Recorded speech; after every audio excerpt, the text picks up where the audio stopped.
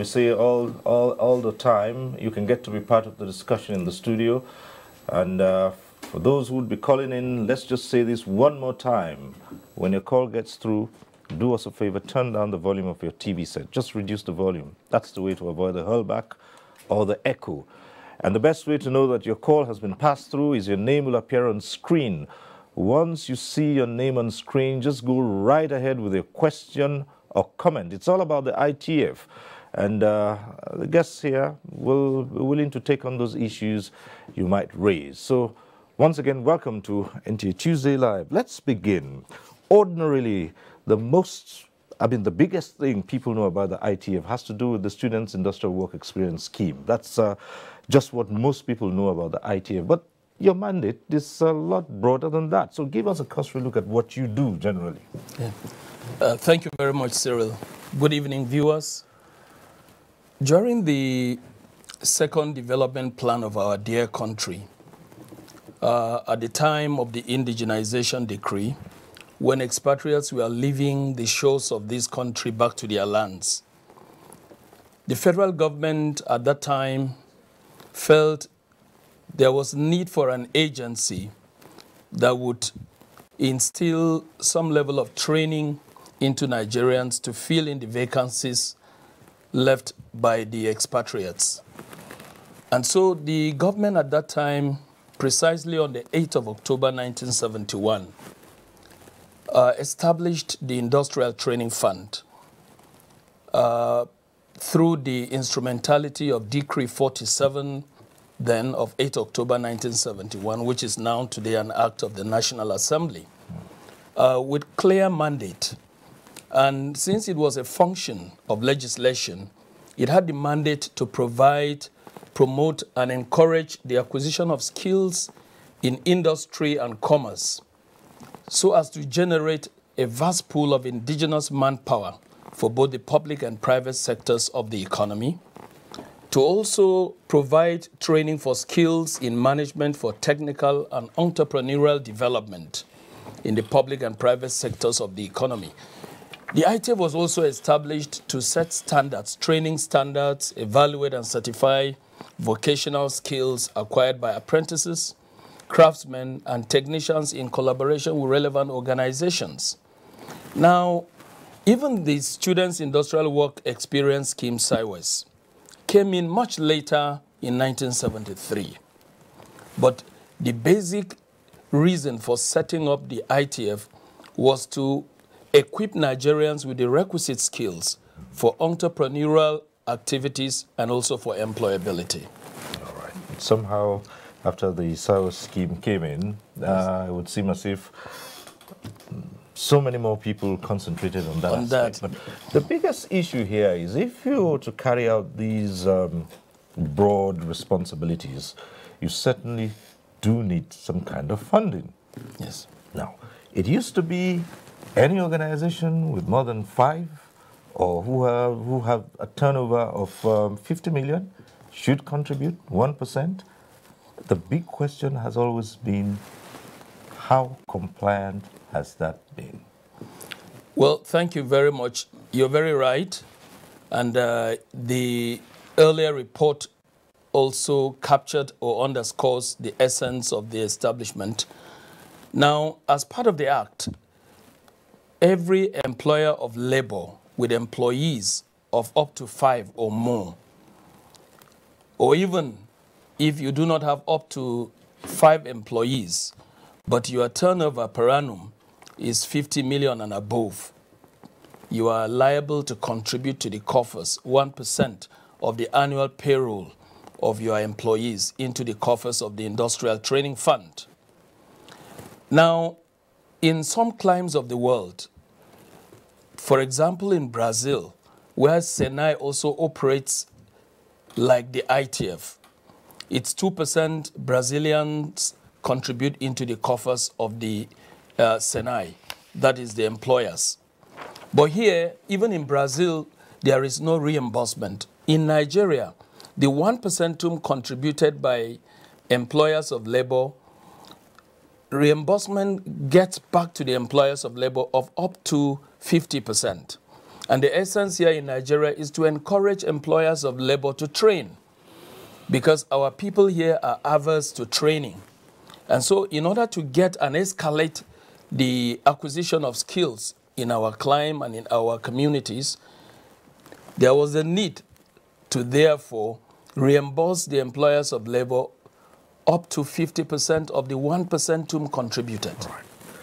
But the thing now is, are they contributing that 1%? Because if I look at the organizations, government agencies, Yes, private companies around the country that, you know, have more than 5 or who have an annual turnover of 50 million and above, have they been contributing that 1%? That's a big issue now. Thank you very much. Though it is a law, we've had situations where some employers of labor have been recalcitrant. Right. They have not been contributing as at and when due. But those who understand the importance and significance of training have been contributing. And we've also taken certain strategies and certain steps to engage employers of labor to see the need to contribute, because training is of the essence when it comes to giving value for production, for operations in their various enterprises. Okay, we'll return to the issue of those who have not contributed and what happens to those organizations. But let's go to the field, because that's what it's all about. You want to improve manpower to contribute to the economy. So let's come to the Director of Field Services. Tell us, what are the things you have out there in the field in terms of training and building capacity? Thank you very much. We have skills training. We do run those skills training programs to ensure that Nigerian youths and other categories of Nigerians that require skills training are equipped with such skills to enable them contribute meaningfully to whatever they're supposed to do in companies, and to enable them set up their own enterprises. They can run their businesses, generate income, employ others. We also run training programs for our contributing employers. The contributing employers attend our scheduled and unscheduled programs. The scheduled programs are programs we earmark for implementation on annual basis. And then the unscheduled are the ones they identify and they request the fund to train their workers. So we run those courses. We also manage the Students' Industrial Work Experience Scheme for the federal government. All right, we'll come to that. In addition to others. We'll come to that. But what about the issue of artisans, craftsmen and tradesmen? What kind of training do you provide for such categories of people? We run various training programs based on these trade areas. All right. You see, the trade areas. We're putting this because one of the basic issues why the ITF was set up, especially as the DG has said, when the expatriates were leaving, we needed to replace. Today, you would see that it's almost like a reverse.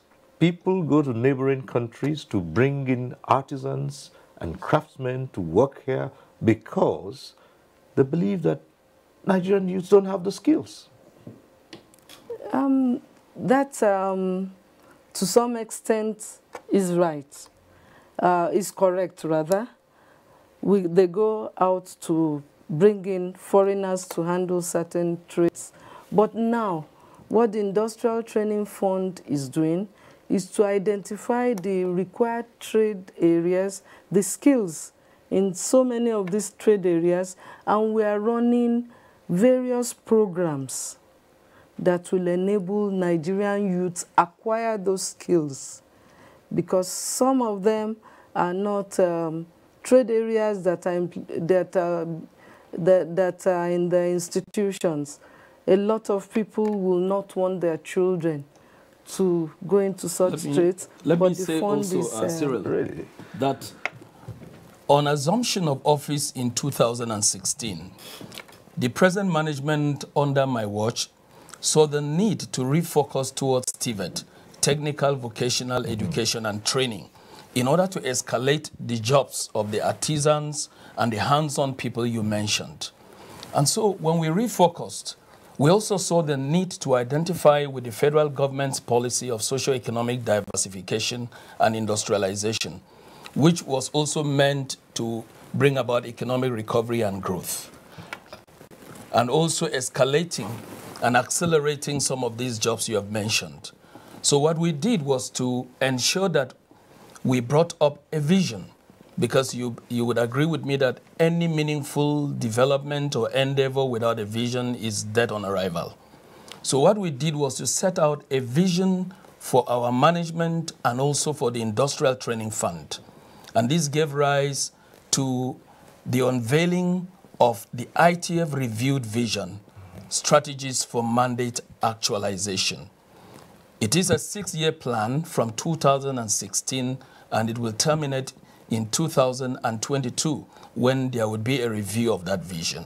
And that vision has strategies consisting of short, medium, and long-term goals, which also includes how to tackle some of these challenges. You would agree with me that the twin challenges of unemployment and also poverty are what are bedeviling the economies of many nations worldwide today. And so we needed to really key into the federal government's policy of industrialization. And we also saw a window when the federal government consolidated on the Nigerian Industrial Revolution plan. And if you look at that plan, skills is an enabler. Right. So skills being an enabler, ITF took up on that. And since it is one of the mandates, one of the core mandates of the ITF to equip Nigerians with skills, we keyed into that. And this vision I have talked about consists of several programs meant to empower artisans, to empower hands-on trades, and empower Nigerians with all the requisite skills to ensure that we fit into those vacancies that neighboring country nationals take over from. That's it. Yes. Well, perhaps again we would look at the curriculum coming from the point of research in developing the curriculum for what the DG has just talked about now, tackling unemployment and poverty through training and acquisition of skills. So let's hear from your department. Okay, over time what we've tried to do is to develop a need-based curriculum based on the needs. We carried out a research recently, skills gap assessment with UNIDO, and we're able to emphasize 6 sectoral areas for this, which is also based on the National Industrial Revolution Plan. In that plan, what we did was to now say, okay, if we have these skills that we need to develop, what are the needs of the employers? So in that report, what we did was to now look at 2 ends, the demand side and the supply side. The demand side deals with the needs of the employers. What do they need? And then the supply side is what our institution, producing into the market. And in doing that, you have to make a robust kind of curriculum that will address these needs. What ITF does is to make sure that we carry out training needs analysis that will address the particular needs that we have. Let me give an example. If you want to train somebody as a tiler, for example, what are those things that you need to bring to bear? A typical, maybe somebody from Ivory Coast, if you bring him here, what he does is he will take levels of the room and then arrive at a particular parameter, and then he will now spread out his tiling. But a typical Nigerian, most of them, will just come into your room and they will go to one corner, start putting the tiles, and they move out. So these are some of the things that you bring to bear if you are developing programs. Yeah. So we make sure that we address these issues. What are those needs? What are those skills? Because the idea is to build competencies. Right. If we don't build these competencies, then we are back to square one, and then we continue to import these people back into the country. You know, someone once said part of the problem is the mindset of people who should benefit from schemes like this. I mean, lots and lots of Nigerian youth don't see this as something that will bring in, you know, serious revenue. In other parts of the world, tradesmen are highly paid. They earn a lot. And the Nigerian youth is yet to understand that, and they believe that, oh, this is probably, you know, jobs for the low level, you know. You are right, Cyril. But I think the problem is beyond even it's not just the Nigerian youth. Even as parents, how many of us would want our students to go to technical colleges? As parents, we want them to go to secondary school, we want them to go to the university. So the issue of certification is what is killing us in this nation. So it's not just the youth himself. Even his parents, we may not even encourage him to pick up trades like that. So we must go back to the basics and start to do the right things by making sure that, look, we take TVET to where it's supposed to be. Most industrialized nations are driven by skills. Okay. We have a caller on the line already from Makudi calling in. Kene. Hello, Kene.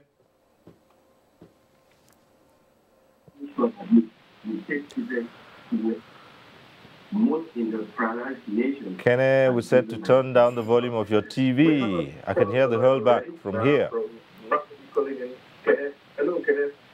Hello, good evening. Yes, good evening. Thank you very much.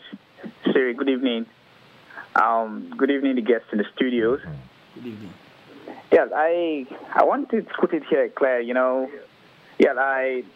Nigeria as a nation, I'm so much interested in the topic today, and I want all of us to try as much as possible to put our hands on deck. It's a wonderful thing. We talk about being creative, and what are we supposed to do to, encourage people to be creative? What you guys are doing in the studios there is one of the basic things, we're supposed to do.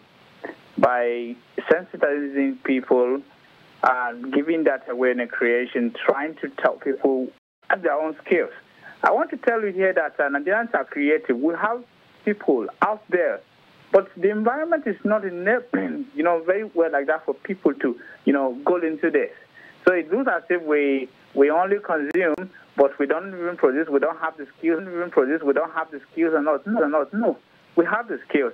I listened to you people very well. I listened to you people very well, and I was so much impressed about all of you, the way you people were sounding in the studio. I want, if we have people like this, like the people in the studios, they will have people like that in so many places, the way they are sounding. And let's try as much as possible to put this thing into practice. What you guys are saying there, it will be very, very interesting. You will know Nigeria will move from step 1 to step 2 thereabout. We'll be talking about things we used to do in the 90s. Okay. It is very, very encouraging. So I want to advise here strongly, and at the same time challenge the government to sit off.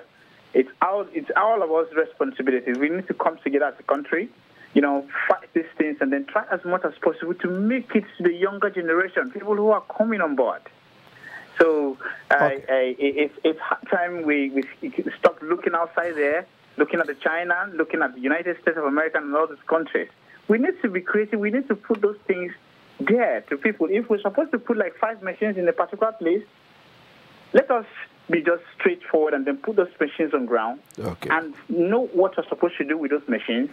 Try it as much as possible. Government should drive its own attention to that. All right. So I so much appreciate your the topic for the for tonight, and the people in the studios have so much contributed for this, and you have said a lot, and then I urge you people should take this thing back, and as you people are there in the studio, this thing shouldn't be there. Maybe from time to time you come around and then we'll make Nigeria a better place. Thank you. All right, Kenneth, thank you very much. Talking about raising awareness and spreading the word out, we do have here also the Director of Information and Communication Technology Department of the ITF, and again we started off by saying easily the project that most people know the function most people know about, the ITF, has to do with the Students' Industrial Work Experience Scheme. And once you mention that, well, that's ITF, but not many know about all what is available and the training that they can receive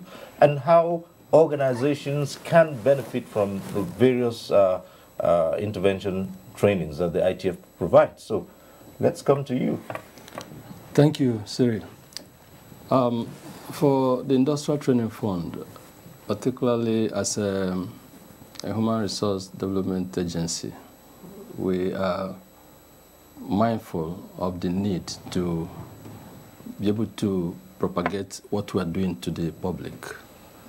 And that is why under this leadership, under this administration, under the leadership of the Director General, the emphasis have been to upgrade our ICT facilities. And that is why we have reviewed our website, the ITF website. And in our website, which is quite dynamic now, we have been able to publish platforms, under our Twitter, Facebook, YouTube, and so on and so forth. All our programs, all our activities